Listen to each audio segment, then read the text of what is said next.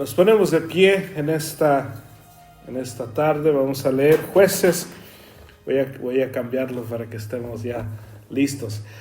Jueces 3, versículo 1 al 6 en esta tarde. Y leemos lo que nos tiene aquí la palabra del Señor. Dice: estas son las naciones que el Señor dejó para probar con ellas a Israel, es decir, a los que no habían experimentado ninguna de las guerras de Canaán. Así las generaciones de los israelitas conocieran la guerra, o sea, aquellos que antes no la habían experimentado. Estas naciones son los 5 príncipes de los filisteos, todos los cananeos, los sidonios y los heveos, que habitaban en el monte Líbano, desde el monte de Baal Hermón hasta Lebo Hamat. Y eran para probar a Israel, para ver si obedecían los mandamientos que el Señor había ordenado a sus padres por medio de Moisés. Los israelitas habitaron entre los cananeos, los hititas, los amorreos, los fereceos, los heveos, los jebuseos. Tomaron para sí sus hijas por mujeres y dieron sus propias hijas a los hijos de ellos y sirvieron a sus dioses. Y tomamos nuestro lugar. Y lo que tenemos aquí en este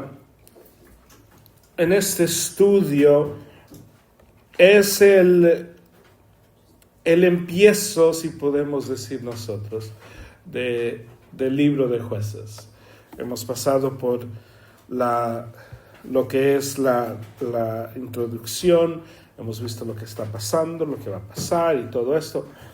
Y aquí es donde empieza el libro de Jueces, o la historia de Jueces. Y lo que miramos aquí es la continuación de lo que estudiamos la semana pasada, donde miramos que Dios estaba diciéndoles a Israel: yo ya no me voy a meter, yo voy a dejar que estas naciones se queden aquí, habiten entre ustedes, y yo no las voy a sacar.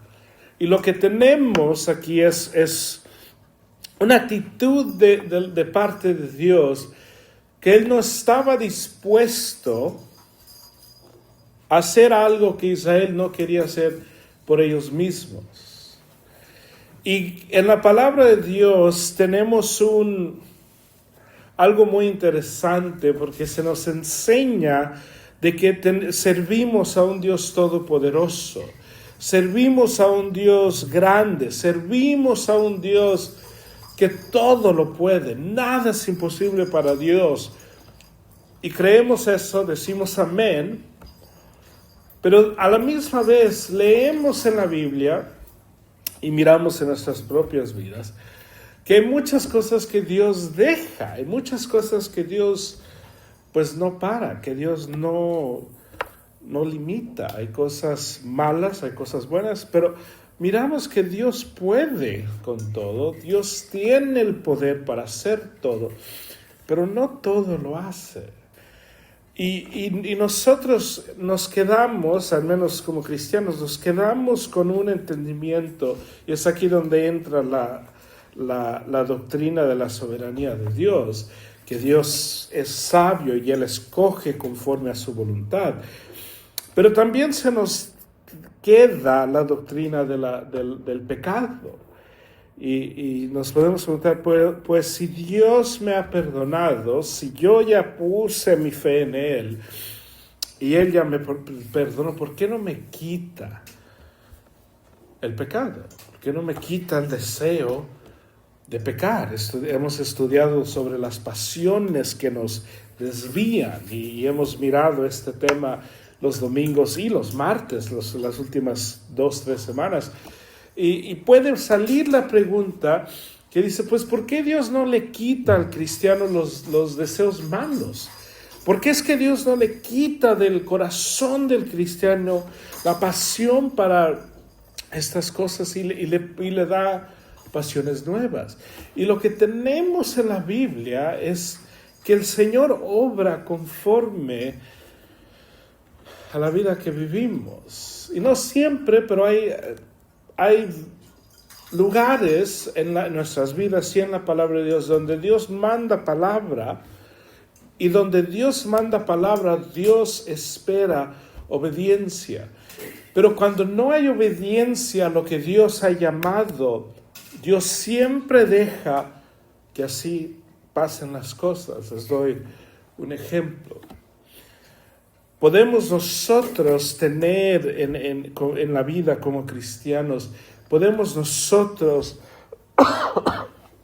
ser personas que codician cosas o personas que odian a otras personas, y podemos ser un tipo de cristiano que somos miserables.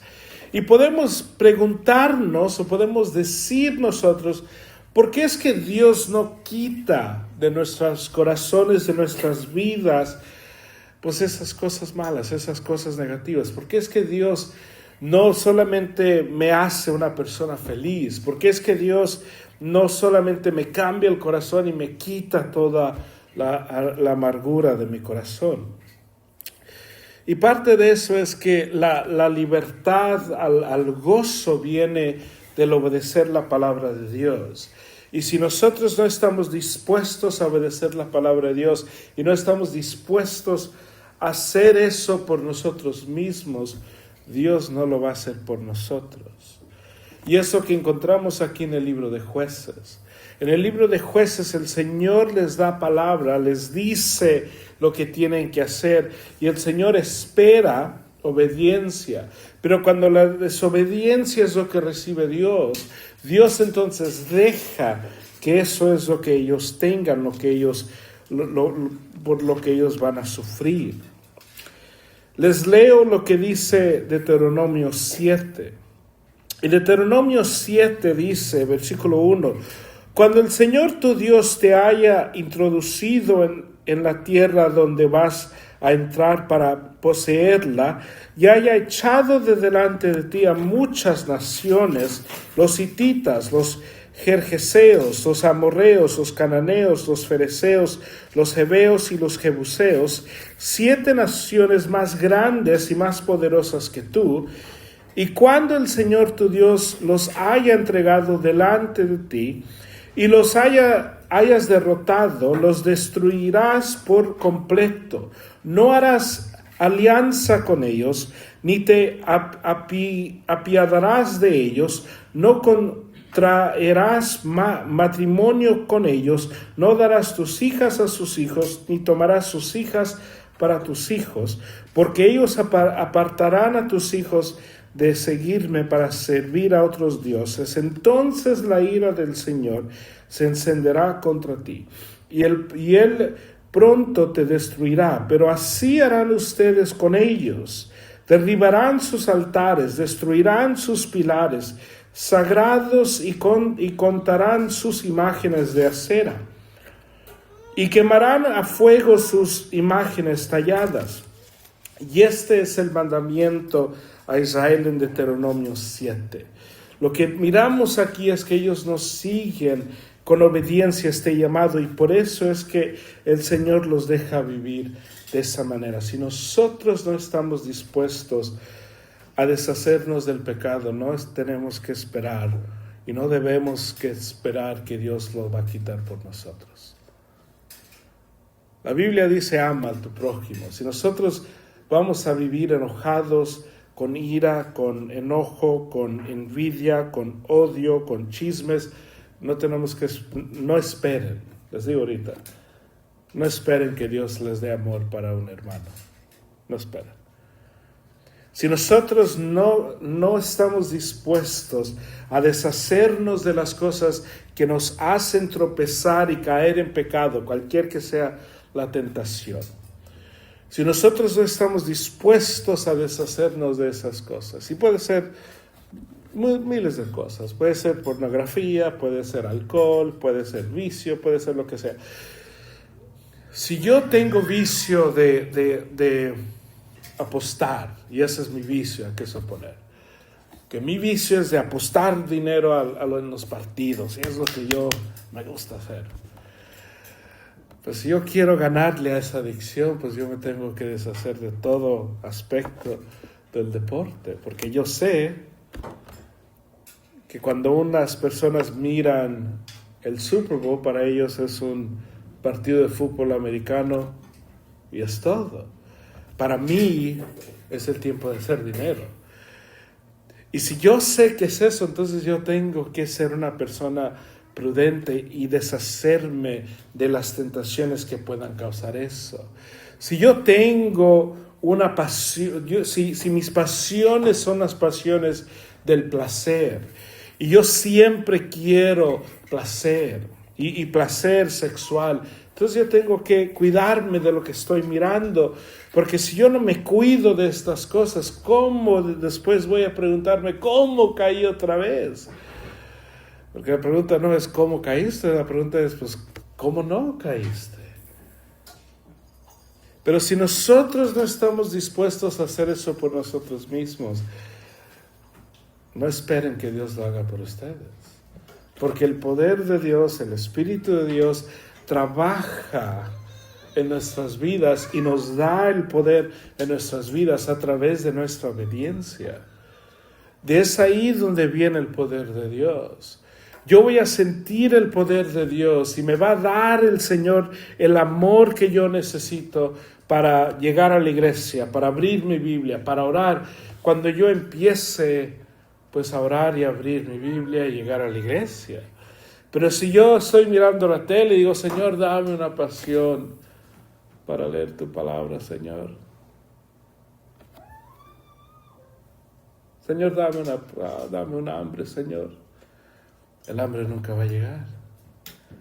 Pero ¿saben qué va a llegar? El hambre para mirar otro programa, para mirar otro episodio. Oh, ya me va a empezar. Porque es ahí donde llega. Mi esposa hoy me dice, no tengo ganas para ir a caminar, no tengo ganas para hacer ejercicio. Y le dije, ¿sabes? Si haces ejercicio, entonces te da energía. Porque es así como funciona. Y me dice, ok. Y poco después le digo, hey, ¿qué quieres? ¿Por qué quieres? ¿Cómo puedo orar por ti? Y me dice, ora que Dios me dé energía. Le dije, pues tienes que hacer ejercicio, eso te va a dar energía. Dice, no, mejor ora que Dios me dé energía, porque eso sí es lo que nosotros queremos. Queremos que Dios nos quite todo lo malo y solo nos dé todo lo bueno. Y parte de vivir esta vida es de vivir en obediencia a las cosas del Señor. Y nuestra obediencia abre las puertas al poder de Dios para poder conquistar eso de lo cual el Señor ya nos ha dado victoria. Y es por eso que el caminar en obediencia abre las puertas al poder de Dios. Porque el poder de Dios se encuentra no en el recibir la palabra de Dios, pero se encuentra en recibir y aplicar la palabra de Dios. Porque si yo solo recibo la palabra de Dios, pues el poder está contenido en las palabras y se activa cuando yo empiezo a vivir así, cuando yo empiezo a hacer estas cosas. Es como ir a un seminario de cómo ahorrar dinero, y uno va y uno recibe la información que uno tiene que ahorrar dinero de esta manera, pero de nada sirve ir a un seminario así y que nos digan tenemos que cortar toda cosa que estamos gastando extra. De nada nos sirve ir a ese seminario y regresar a la casa y decir, no, pero yo no puedo cancelar esta suscripción, esta me gusta mucho. Porque el poder de cualquier seminario, de cualquier palabra, viene en la aplicación. Y lo que tenemos aquí es Dios dándole palabra, dándole instrucción, dándoles mandamientos a esta nación y ellos no caminando en la obediencia. Dice el 1, estas son las naciones que el Señor dejó para probar con ellas a Israel. Es decir, a los que habían experimentado a los que no habían experimentado, ninguna de las guerras de Canaán. Así las generaciones de los israelitas conocieran la guerra, o sea, aquellos que antes no la habían experimentado. Estas naciones son los 5 príncipes de los filisteos, todos los cananeos, los sidonios y los heveos que habitaban en el monte Líbano, desde el monte de Baal Hermón hasta Lebo Hamat, y eran para probar a Israel, para ver si obedecían los mandamientos que el Señor había ordenado a sus padres por medio de Moisés, porque la palabra, como les acabo de leer en Deuteronomio, era clara. Tienen que sacar a la gente. Y este pueblo estaba ahí, estas naciones estaban ahí para la prueba de Israel, si ellos iban a ser obedientes o no. Nosotros, si queremos crecer en cualquier cosa, parte de poder crecer en una cosa es de poder pasar sobre esas cosas. Porque es así como uno se hace fuerte, es así que el crecimiento. Si yo pido que el Señor me dé paz, es posible que yo voy a pasar por cosas que pongan a prueba la paz. Si oro, Señor, yo quiero tener amor, es posible que el Señor me va a dar una prueba para ver qué tan amoroso yo puedo ser.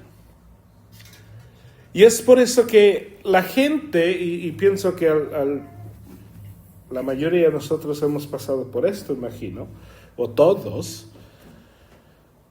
¿qué pasa cuando nosotros empezamos a caminar con Dios y empezamos a tomar nuestra fe en serio? Que empiezan a pasar cosas que uno dice, ¿de dónde llegaron todos estos problemas? Y es porque todos estos problemas sirven para probar la fe. Si yo canto, Señor, tú eres todo lo que yo necesito. Tú eres todo para mí.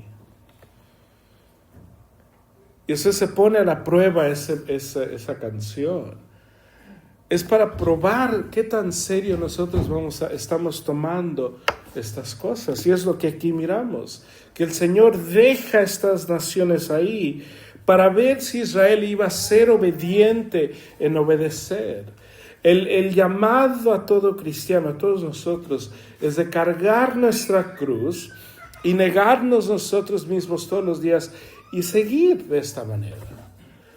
Y este es el llamado, esta es la invitación a todo cristiano, porque la importancia es en vivir una vida santa delante de nuestro Dios. Es por eso que importa mucho cómo vivimos, importa mucho la evidencia de nuestras vidas, porque es en la evidencia de nuestras vidas donde nosotros notamos qué tanto hemos crecido en nuestra fe. ¿Qué tanto hemos madurado en las cosas del Señor? Y aquí Israel, ellos se iba a mirar, se iba a comprobar qué tanto ellos habían crecido, qué tanto ellos habían entendido lo que el Señor había dejado. Dice el 4, y eran para probar a Israel, para ver si obedecían los mandamientos que el Señor había ordenado a sus padres por medio de Moisés, que es una ordenanza que llega desde Moisés, no es de Josué, no es de los jueces, no es de ninguna de estas personas, lo lleva hasta Moisés. Y es por eso que cuando nosotros estudiamos la palabra de Dios, tenemos que saber que lo que se establece en la palabra de Dios no está contenido en tiempo, está contenido en la eternidad del tiempo, donde el tiempo no existe. Porque a ellos se les está poniendo a prueba algo que dice Moisés muchos años antes de ellos. La historia de los jueces, el libro de Jueces, habla de un periodo de Israel de 350 años. Todo este libro, que son como unos 20 y algo capítulos, hablan de un periodo y cubre un periodo de 21 capítulos cubriendo un periodo de 350 años. Que todo se establece en este periodo, todo se está hablando en este periodo, pero si han leído el libro de Jueces, se dan cuenta que es la misma historia pues repetida, porque lo que está pasando es que la obediencia o la desobediencia de las generaciones anteriores se le pasa a las generaciones que vienen después de ellos, y después de ellos, y después de ellos, y después de ellos, que si nos preguntamos cómo es posible que todo el libro de Jueces se habla de la misma cosa, del mismo tema, es la misma gente. Y nosotros conocemos cosas así. ¿Por qué usted en la joyería, por ejemplo, pasa mucho? Donde hay familias que entran al negocio de la joyería, pero no entran hace 2 años. Ellos han sido joyeros, pues, generaciones. Y cuando trabajaba en la joyería, le preguntaba a los joyeros, ¿y cómo te metiste? Pues, mi tío es joyero, y mi papá es joyero, y mi abuelo es joyero, y el papá y el abuelo de el papá de mi abuelo, pues él también era joyero. 10 generaciones de joyeros. Aquí lo que está pasando, ¿cómo es que 350 años de generaciones han estado en el mismo pecado? Pues porque es la misma familia. Yo soy así porque mi mamá así era, y mi papá así era, y mi abuelo, y mi tatarabuelo, y uno va, y uno se da cuenta, pues, nosotros desde el principio hemos sido desobedientes a Dios. Dice el 5, los israelitas habitaron entre los cananeos, los hititas, los amorreos, los fereceos, los heveos y los jebuseos, y ellos habitaron ahí entre este grupo, entre esta gente, y tomaron así sus hijas por mujeres y dieron sus propias hijas a los hijos de ellos. Y esto empieza un tiempo muy triste, muy feo de lo que va a suceder a través de todo este libro.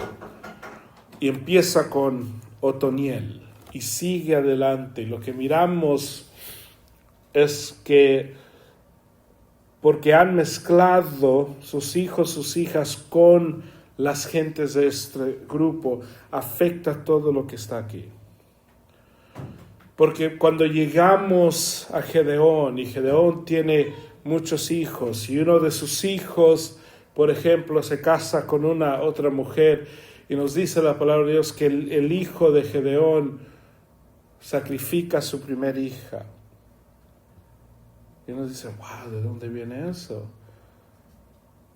Pues de los otros dioses.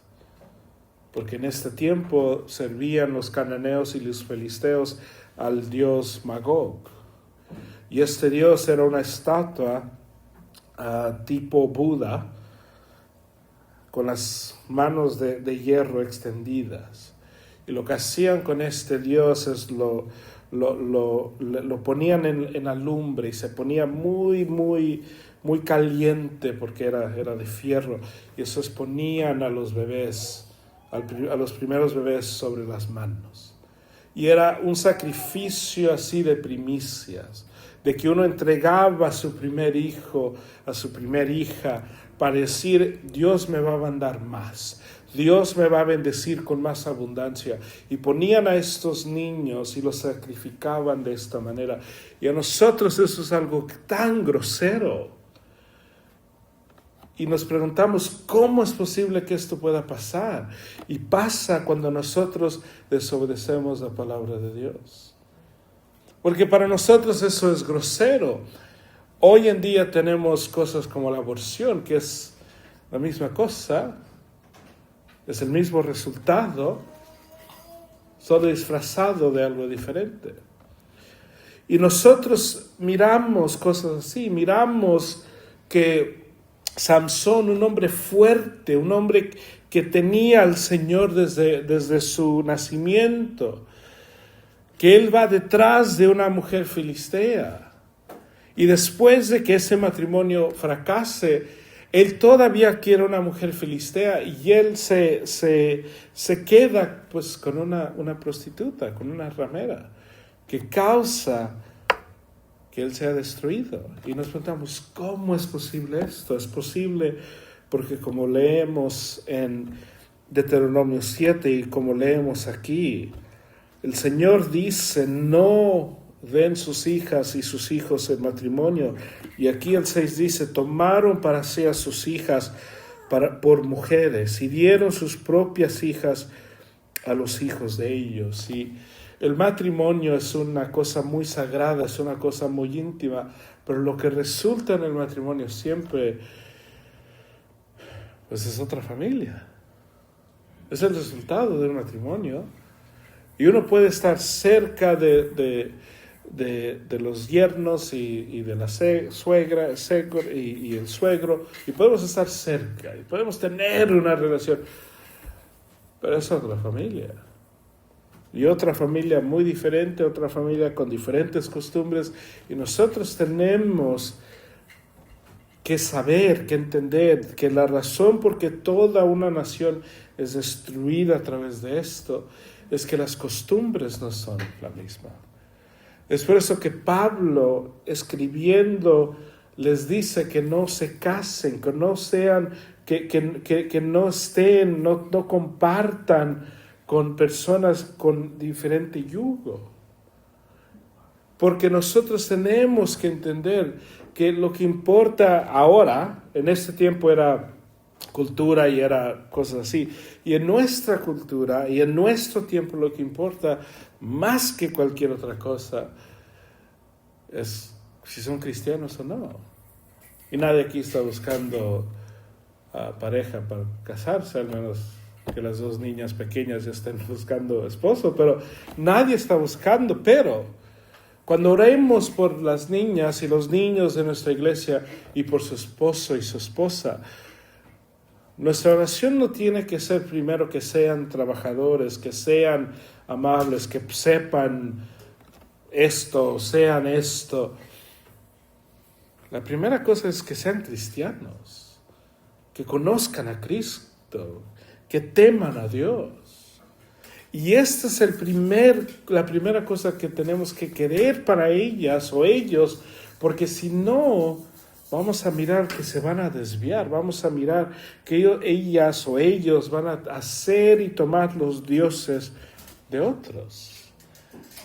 Y es por eso que la palabra de Dios pone muy claro las reglas para el cristiano o para, en este caso, los israelitas, era de casarse con israelitas. Y tengo que aclarar algo, porque de aquí sale una doctrina muy racista, el hecho de que una persona se tiene que casar con una persona de su cultura, y esto no es lo que predica la palabra de Dios.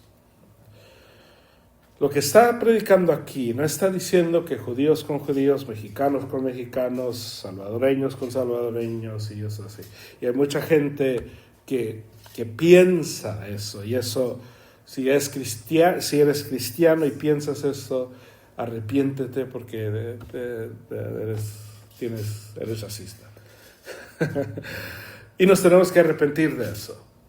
Lo que esto está diciendo, porque tenemos que entender quién es Israel en este instante y quiénes son estas naciones. En nuestro tiempo nosotros conocemos a Israel como la nación de Israel y no consideramos Israel que todos son religiosos judíos. Y son judíos, pero pensamos más, son judíos culturales, como algunos somos mexicanos o centroamericanos, salvadoreños, guatemaltecos y todo eso. Pero ellos, hoy en día, no los miramos religiosamente Israel, es Israel como nación. Aquí ellos son religiosamente Israel. Los cananeos son religiosamente cananeos. Y porque esa es la distinción que miramos aquí. Lo que se les está diciendo es no te cases con alguien que está fuera de tu religión. Esta es la aplicación hoy en día. No es que no te cases con alguien de otra cultura, porque esto no es lo que predica la palabra de Dios. Esto no es lo que enseña la palabra de Dios. La palabra de Dios enseña, no te cases con alguien que está fuera de tu cultura religiosa. Y es por eso que tenemos que hacer estas distinciones, porque si no, sacamos con cosas feas, cosas malas.